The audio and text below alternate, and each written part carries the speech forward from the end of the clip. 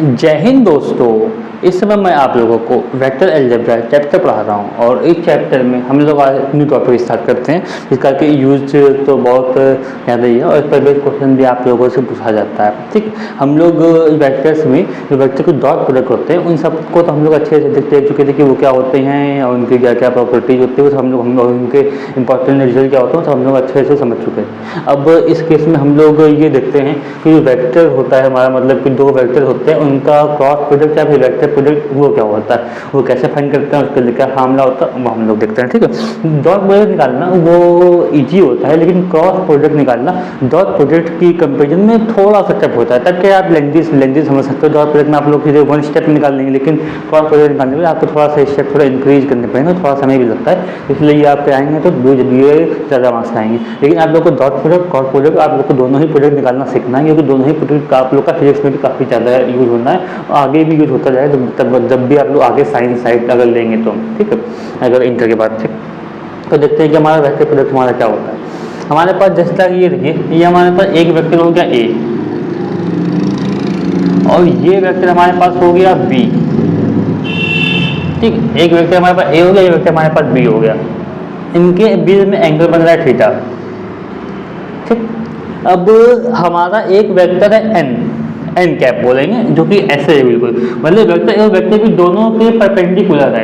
वो vector N cap इसलिए बोल दी क्योंकि वो यूनिट वेक्टर है। ठीक है, एक हमारा वेक्टर ये है ऐसे, मतलब बाहर की तरफ निकाल तो सकते नहीं क्योंकि हमारा व्हाइट बोर्ड 2D है और जो एन कैप बनेगा तो दोनों के परपेंडिकुलर होगा, वो 3D वाला केस होगा। तो ये एन कैप जो हमने बनाया है ये ऊपर की तरफ, ये एक्चुअल में ये हमारा ये बाहर की तरफ ऐसे है, तो इसलिए हमारा ये बी के ऊपर भी परपेंडिकुलर है हमारा ये, और ये हमारा ये जो है ये ए के ऊपर भी परपेंडिकुलर है, ये हमारा एन कैप हमारा दोनों के ऊपर परपेंडिकुलर है। अब हम लोग वेक्टर प्रोडक्ट डिफाइन कैसे करते हैं। ठीक, जैसे कि जो मैंने बताया आप लोगों को समझाया है उसको स्टेटमेंट के फॉर्म में भी लिखना पड़ेगा। यहाँ पे let vector A and vector B B two vectors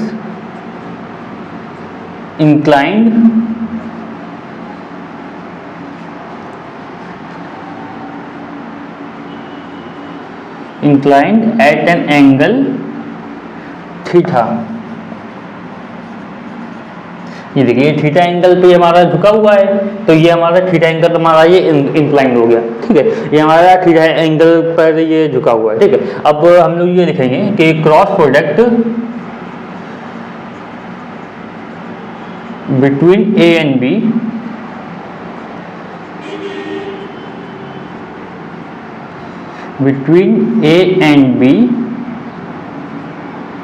defined as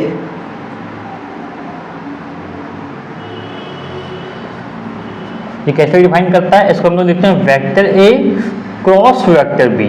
इसको हम लोग जो मल्टीप्लाई है ना इसको हम लोग बोलते हैं क्रॉस। ठीक है, vector A cross vector B, तब क्या हो गया फिर ये मॉड ऑफ ए का मॉड हो गया। ठीक, इनटू फिर मॉड ऑफ बी हमारा हो गया।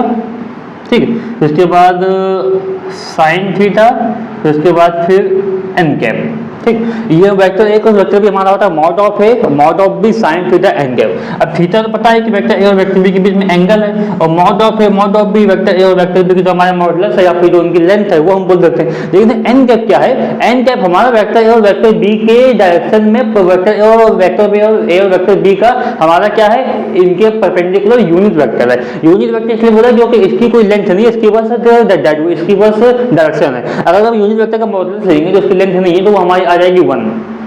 ठीक है, ये हमारा हो गया। अब इस केस में हम लोग यहाँ पे हम लोग लिख भी देते हैं where N cap is equal to perpendicular vector unit vector perpendicular to A and B, unit vector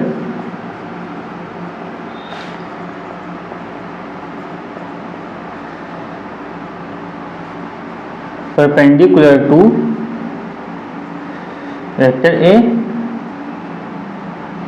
and vector B. N cap हमारा ये हो गया, ठीक है, ये हमारा फॉर्मूला हो गया, ये हमारा क्रॉस प्रोडक्ट निकालने का। तो बोलते हैं A vector A cross vector B is equal to mod of A mod of B sine theta N cap, ठीक है, ये हमारा क्रॉस प्रोडक्ट निकालने का हमारा ये हो गया फॉर्मूला। अब अगर इसमें मॉडुलस लेते हैं, mod of vector A cross B निकालते हैं तो क्या होता है वो भी हम लोग जरा देख लेते हैं, क्योंकि उस पर बेस भी आप लोगों से क्वेश्चन पूछा जाता है।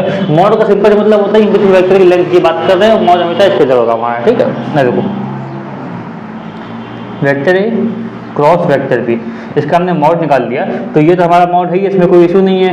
Mod of A dot mod of B, ठीक, साइन थीटा, ये हो गया मॉड ऑफ एन कैप, हमारा ये हो गया। तो हमारा ये एन कैप हमारा ये है मॉड ऑफ एन कैप, ये हमारा है तो हमारा यूनिट वेक्टर, तो इसकी जगह हम लोग 1 पुट कर देंगे। यहाँ लिखेंगे since mod of N cap is equal to 1 क्यों हुआ मॉड, क्योंकि ये यूनिट वेक्टर है, यूनिट वेक्टर की लेंथ जो होती है वो ऑलवेज 1 होती है, इसलिए हमने यहाँ पे हमने 1 लिख दिया। तो हमारा क्या आ गया, हमारा आ गया ए क्रॉस बी, ठीक, फिर mod of A mod of B sine theta, ठीक, एक हमारा फॉर्मूला ये भी बन जाता है। अगर हम लोग एक और बी का मॉडुलस निकालें तो फिर हमें क्या करना पड़ेगा, ये उसके लिए तो फिर आपको एन कैप से कोई मतलब नहीं है, आप केवल आपको मॉड ऑफ ए निकालिए, मॉड ऑफ बी निकालिए और साइन थीटा निकालिए, सबकी वैल्यू पूरी रख दीजिए फॉर्मूले में, तो आपका ये mod of A cross B आ जाएगा, ठीक। तो इसका तो आप लोग स्क्रीनशॉट ले लीजिए, फिर मैं 1-2 पॉइंट और आता है नोट, वो भी मैं आप लोग को जरा बताता हूँ, ठीक है। तो आप लोगों ने इसका स्क्रीनशॉट तो ले लिया होगा, मैं इसको इरेज कर रहा हूँ यहाँ से।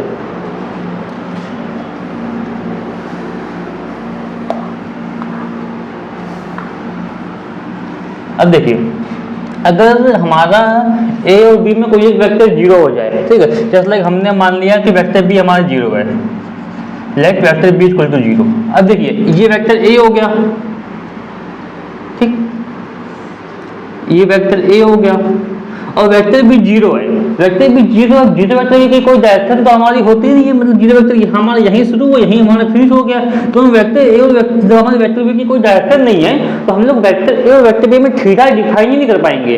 यहाँ पे मतलब जब थीटा डिफाइन नहीं होगा, जब थीटा ही नहीं है तो हम साइन थीटा की वैल्यू कहाँ से रखेंगे, तो उस केस में हमारा ए क्रॉस बी 0 होता है। अब यहाँ पे लिखेंगे कि in this case theta can not be defined, in this case theta can't be defined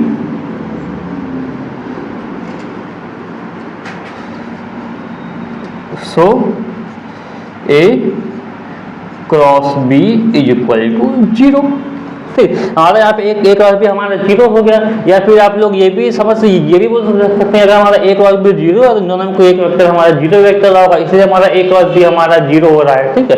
तो अभी बाकी हम लोग नेक्स्ट क्लास में हम लोग इस पर बेस कुछ प्रॉब्लम करते हैं, और फॉर्मूला आप लोग लर्न कर लीजिए। क्रॉस प्रोडक्ट निकालने का एक वे भी होता है, वो मैं आप लोग को मेथड भी सिखाऊंगा कि हम लोग क्रॉस प्रोडक्ट कैसे निकालते हैं। और बाकी आज की क्लास में तो आपको कुछ नया सीखने को मिला होगा, तो इसलिए कभी भी अगर नई चीज़ें अगर सीखने को मिलती हैं तो वो मतलब कि कभी ऐसा भी होता है कि आपने को पहली बार पढ़ा, पहली बार में समझ में नहीं आता है, तो इसमें कोई इतना खास टेंशन वाली बात नहीं होती है, क्योंकि कभी भी मतलब कि किसी भी सब्जेक्ट की बात करो उसमें हर एक चीज़ सिंपल होती नहीं है, कुछ चीज़ सिंपल होती है, कुछ चीज़ मॉडरेट होती है, कुछ चीज़ हार्ड होती है। सिंपल चीज़ें होती हैं वो तुरंत समझ में आ जाएगी, ठीक, मॉडरेट भी लगभग आ जाएगी, लेकिन हार्ड चीज़ों में कभी की तरह कुछ प्रॉब्लम होती है, तो आप लोगों को 2-3 बार जब पढ़ेंगे तो हम लोग खुद ही आप लोगों को कॉन्सेप्चुअल क्लैरिटी मिलती जाएगी। तो बाकी आज की क्लास मैं यहीं पर खत्म करता हूँ। बाकी अगर आपको कुछ में कोई डाउट हो तो आप लोग कमेंट सेक्शन में डाउट से पूछ लीजिएगा। अगर आपको हमारा वीडियो पसंद आया तो आप लोग लाइक शेयर सब्सक्राइब करना ना भूलिएगा। मिलते हैं नेक्स्ट वीडियो में, धन्यवाद।